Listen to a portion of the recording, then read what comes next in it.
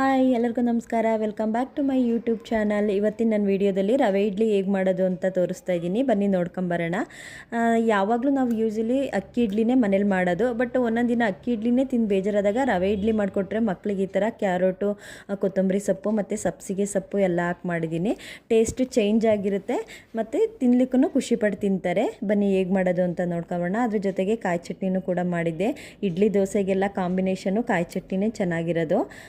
ನಾನಿಲ್ಲಿ ಒಣಮೆಣ್ಸಿಕಾಯಿ ಹಾಕ್ಬಿಟ್ಟು ಕಾಯಿ ಚಟ್ನಿ ಮಾಡಿದ್ದೀನಿ, ಅಂದರೆ ರೆಡ್ ಮೆಣ್ಸಿಕಾಯಿ ಹಾಕಿದ್ದೀನಿ, ಹಸಿರು ಮೆಣ್ಸಿಕಾಯಿ ಯೂಸ್ ಮಾಡಿಲ್ಲ. ಬನ್ನಿ ಹೇಗೆ ಮಾಡೋದು ಅಂತ ನೋಡ್ಕೊಂಬರೋಣ. ಇವಾಗ ಮೊದಲನೇದಾಗಿ ನಾನಿಲ್ಲಿ ಉದ್ದಿನ ಬೇಳೆನ ಒಂದು 4-5 ಅವರು ನೆನೆಸಿಟ್ಟಿದ್ದೀನಿ. ಅಂದರೆ ಒಂದು ಜಾಮೂನ್ ಬಟ್ಲು ಬರುತ್ತಲ್ಲ, ಅದರಲ್ಲಿ 2 ಬಟ್ಲು ಉದ್ದಿನ ಬೇಳೆನ ನಾನು ನೆನೆಸಿಟ್ಟಿದ್ದೀನಿ. ಅದ್ರ ಜೊತೆಗೆ ಸ್ವಲ್ಪ ರೈಸ್ ಹಾಕ್ತಾಯಿದ್ದೀನಿ, ಅಂದರೆ ಅನ್ನ ಹಾಕ್ತಾಯಿದ್ದೀನಿ. 4-5 ಅವರು ನೆನೆಸಿಟ್ಟಿರೋ ಉದ್ದಿನ ಬೇಳೆ ಮತ್ತು ಅನ್ನ ಎರಡನ್ನೂ ಹಾಕಿ ಇವಾಗ ಸ್ವಲ್ಪ ನೀರು ಹಾಕ್ಬಿಟ್ಟು ಗ್ರೈಂಡ್ ಮಾಡಿದ್ದೀನಿ. ನೋಡಿ ಇವಾಗ ರುಬ್ಕೊ ಬಂದಿದ್ದೀನಿ.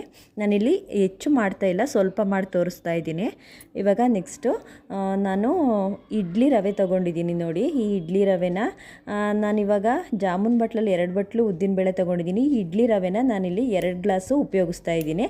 ಅಂದರೆ 1/4 ಲೀಟ್ರ್ ಗ್ಲಾಸ್ ಬರುತ್ತಲ್ಲ, ಅದರಲ್ಲಿ 2 ಗ್ಲಾಸು ಇಡ್ಲಿ ರವೆ ತೊಗೊಂಡಿದ್ದೀನಿ. ಇಡ್ಲಿ ರವೆನ ನಾನಿಲ್ಲಿ ಸ್ವಲ್ಪ ನೀರು ಹಾಕ್ಬಿಟ್ಟು ಚೆನ್ನಾಗಿ ವಾಶ್ ಮಾಡಿದ್ದೀನಿ. ವಾಶ್ ಮಾಡಿಬಿಟ್ಟು ಆಮೇಲೆ ಕೈಯಲ್ಲಿ ನೋಡಿ ಈ ಥರ ನೀರನ್ನೆಲ್ಲ ಸ್ಕ್ವೀಸ್ ಮಾಡಿ ತೆಗಿಬೇಕು. ನೋಡಿ ಈ ಥರ ಸ್ಕ್ವೀಸ್ ಮಾಡಿ ತೆಗೆದು ರವೆ ಮಾತ್ರ ನಾವು ರುಬ್ಬಿಟ್ಟಿರ್ತೀವಲ್ಲ ಉದ್ದಿನಬೇಳೆ ಮತ್ತು ಅನ್ನ, ಅದ್ರ ಜೊತೆಗೆ ಹಾಕಬೇಕು. ನೋಡಿ ಈ ಥರ ಆ ನೀರೆಲ್ಲ ಚೆನ್ನಾಗಿ ರಿಮೂವ್ ಮಾಡಿ ರವೆ ಮಾತ್ರ ಹಾಕಿದ್ದೀನಿ. ಇವಾಗ ನೆಕ್ಸ್ಟು ಸ್ವಲ್ಪ ಉಪ್ಪು ಹಾಕಿದ್ದೀನಿ ಮತ್ತು ಸ್ವಲ್ಪ ಸೋಡಾ ಪುಡಿ ಹಾಕಿದ್ದೀನಿ. ಹಾಕ್ಬಿಟ್ಟು ನಮ್ಗೆ ಎಷ್ಟು ಬೇಕೋ ಅದ ನೋಡಿಬಿಟ್ಟು ಮತ್ತೆ ಸ್ವಲ್ಪ ನೀರು ಹಾಕೋಬಿಟ್ಟು ಚೆನ್ನಾಗಿ ಮಿಕ್ಸ್ ಮಾಡೋಣ. ನೋಡಿ ಇವಾಗ ನಾನು ಮಿಕ್ಸ್ ಮಾಡಿದ್ದೀನಿ. ಇದು ನೈಟು ನಾನು 8 o'clock ಮಿಕ್ಸ್ ಮಾಡಿ ಇಟ್ಟಿದ್ದೀನಿ. ಮಾರ್ನಿಂಗ್ ಬೇಕಂತಂದರೆ ನೈಟು 8 o'clock ನಾನು ಈ ಥರ ಮಿಕ್ಸ್ ಮಾಡಿ ಒಂದು ಪ್ಲೇಟ್ ಮುಚ್ಚಿ ಇಟ್ಟಿದ್ದೀನಿ. ನೋಡಿ ಇವಾಗ ಮಾರ್ನಿಂಗು ಏನಂತಂದರೆ ಒಂದು ಬಾಣಲಿ ತೊಗೊಬಿಟ್ಟು ಅದರಲ್ಲಿ ಸ್ವಲ್ಪ ಆಯಿಲ್ ಹಾಕ್ಬಿಟ್ಟು, ನೀವು ಬೇಕಾದರೆ ಹಾಗೇನೂ ರವೆ ಇಡ್ಲಿನ ಮಾಡ್ಬೋದು. ನಾನು ಸ್ವಲ್ಪ ಟೇಸ್ಟ್ ಇರಲಿ ಅಂತ ಹೇಳ್ಬಿಟ್ಟು ಒಂದು ಬಾಣಲಿನಲ್ಲಿ ಒಗ್ಗರಣೆ ಹಾಕ್ತಾಯಿದ್ದೀನಿ.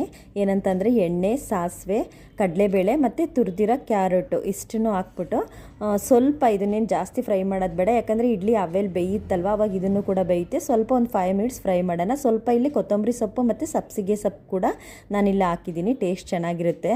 ಇವಾಗ ನೋಡಿ ಈ ಮಿಶ್ರಣನ ಹಿಟ್ಟು ಹಿಟ್ಟಿರುತ್ತಲ್ಲ, ನೆಂದಿರೋ ಹಿಟ್ಟು ಅದರೊಳಗಡೆ ಹಾಕ್ಬಿಟ್ಟು ಚೆನ್ನಾಗಿ ಮಿಕ್ಸ್ ಮಾಡ್ತಾಯಿದ್ದೀನಿ.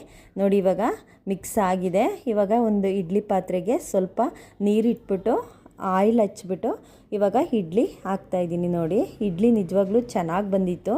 ಇಡ್ಲಿ ಚೆನ್ನಾಗಿರುತ್ತೆ. ಈ ಥರ ಮಿಶ್ರಣ ಮಾಡಿ ತಿಂದರೆ ಅಂತೂ ಇನ್ನೂ ಒಂದು ಟೇಸ್ಟ್ ಕೊಡುತ್ತೆ. ನೆಕ್ಸ್ಟ್ ಇವಾಗ ಇದ್ರ ಮೇಲೆ ಲಿಡ್ನ ಕವರ್ ಮಾಡ್ತಾಯಿದ್ದೀನಿ. ಲಿಡ್ ಕವರ್ ಮಾಡಿ ಒಂದು 15 minutes ಅಷ್ಟೇ ಇಡ್ಲಿ ಬೆಂದಿರುತ್ತೆ.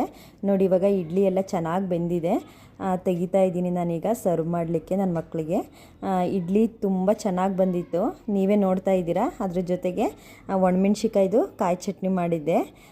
ಕಾಯಿ ಚಟ್ನಿಗೂ ಇಡ್ಲಿಗೂ ಕಾಂಬಿನೇಷನ್ ತುಂಬ ಚೆನ್ನಾಗಿರುತ್ತೆ. ನೆಕ್ಸ್ಟು ಲಂಚ್ ಬಾಕ್ಸಿಗೂ ಅಷ್ಟೇ ನನ್ನ ಮಕ್ಕಳು ಆಫ್ಟರ್ನೂನು ಅನ್ನ ಸಾಂಬಾರು ತಿನ್ನೋದಿಲ್ಲ, ಏನು ತಿಂಡಿ ಮಾಡಿರ್ತೀನಿ ಅದನ್ನೇ ಲಂಚ್ ಹಾಕ್ತೀನಿ. ಅದ್ರ ಜೊತೆಗೆ ಸ್ವಲ್ಪ ಅವರಿಗೆ ಎಗ್ ಆಫ್ ಆಯಿಲ್ ಅಂದರೆ ತುಂಬ ಇಷ್ಟ, ಆಫ್ ಆಯಿಲ್ ಕೂಡ ಮಾಡಿದ್ದೆ ಇಡ್ಲಿ ಜೊತೆಗೆ. Thank you all.